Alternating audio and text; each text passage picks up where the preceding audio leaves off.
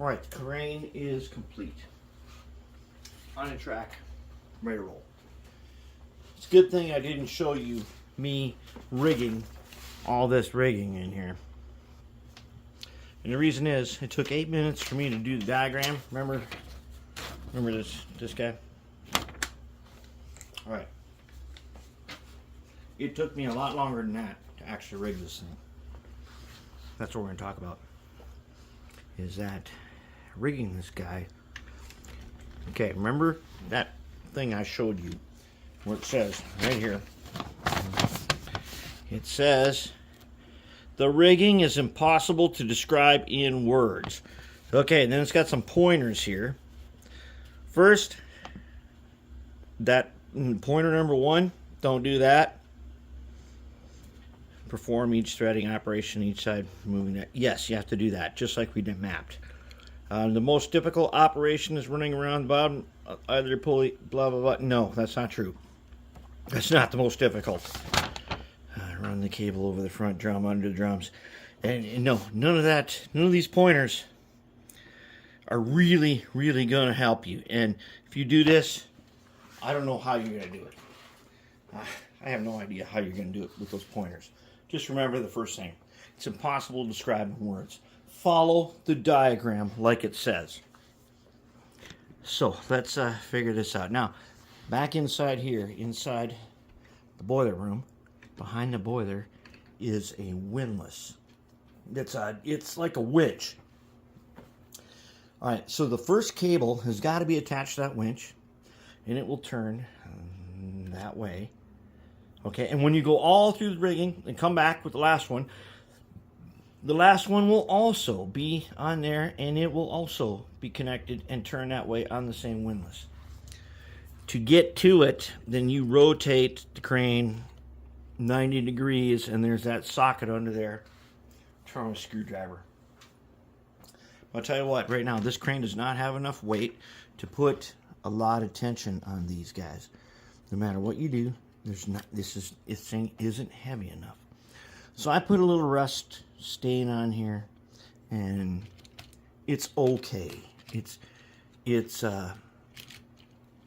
looks the way I want it to look on the day I need it to look, which is basically when it was mostly pretty new.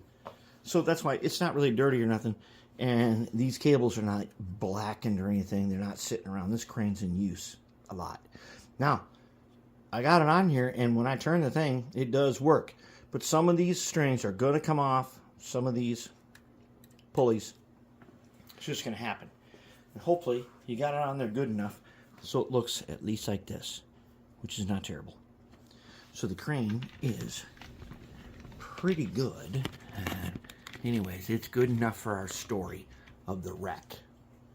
Okay, so the wreck, there's the Battleship gondola. As you know, this Funero and Camerlengo kit is the old version, and it was warped something fearsome. It looks pretty good right here, but if you look straight down on it, you'll see, even though we did all the tricks in the book, the hot water trick was the best. You guys told me to do the hot water trick, put these things in hot water and weight them down, and I got it to go. But it's still a little bit warped. But then one of you guys who's like a, I don't know, a member of the Virginian Historical Society told me, and this version in particular, version 3 of this, or I don't know that there's a version 1 or 2, but there's a 3 and a 3C, and I put on here 3C. That almost immediately these sides would warp in, and what they would do is they would, in the next generation, they put inside braces. And if you buy this kit today, it's got inside braces. And so that's pretty good. So here's our wreck train then. Okay, this is going in the contest room on Friday. Alright, so I did these 2 cars to go with it. And the reason I did these 2, just straight up old school Athearn blue box flat cars I pulled out.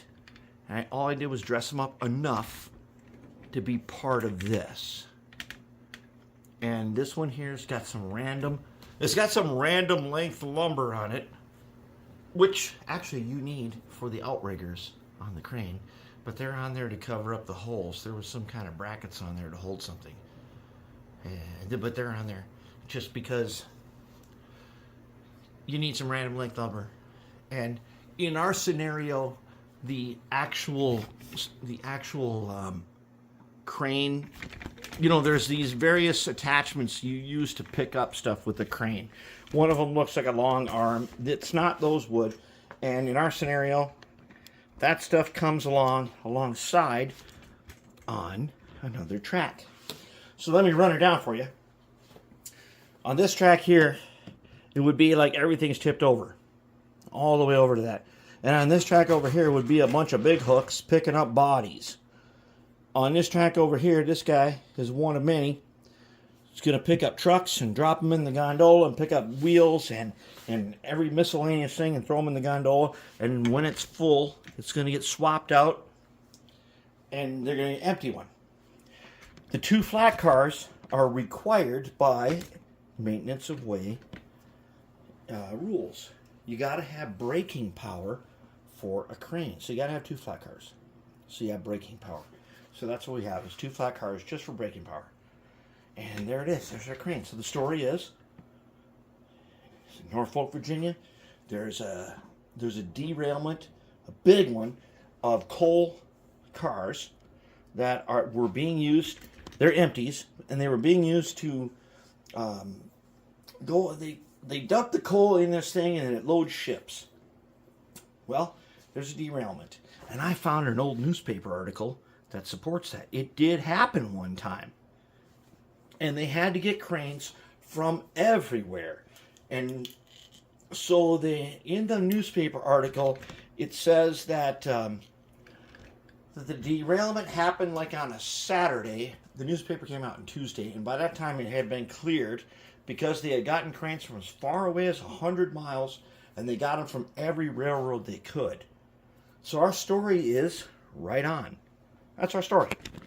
This wreck train was used to clear a derailment in Norfolk, Virginia, I can't remember what part it is, but in the big Norfolk and Western Yard, and they had to go up, and they got a crane from Dock G. Okay, so there's a bunch of docks there, A, B, C, D, E, F, G. That's Dock G, and they said, we need your crane, and they hooked them up with a Battleship gondola and 2 flat cars, brought them down to clean up the wreck along with a whole bunch of other cranes, and that's how we got it. And that's where we are, and that is the final reveal on this guy, this Tichy crane. And I've got another one yet to do. We'll do in the future. But that guy turned out. He looks good, and we are confirmed that that is the correct color for all the interior workings. And according to the instructions, this red part right here is also real. There were cranes like that. Now, whether or not there was a Dock G, nobody knows except us.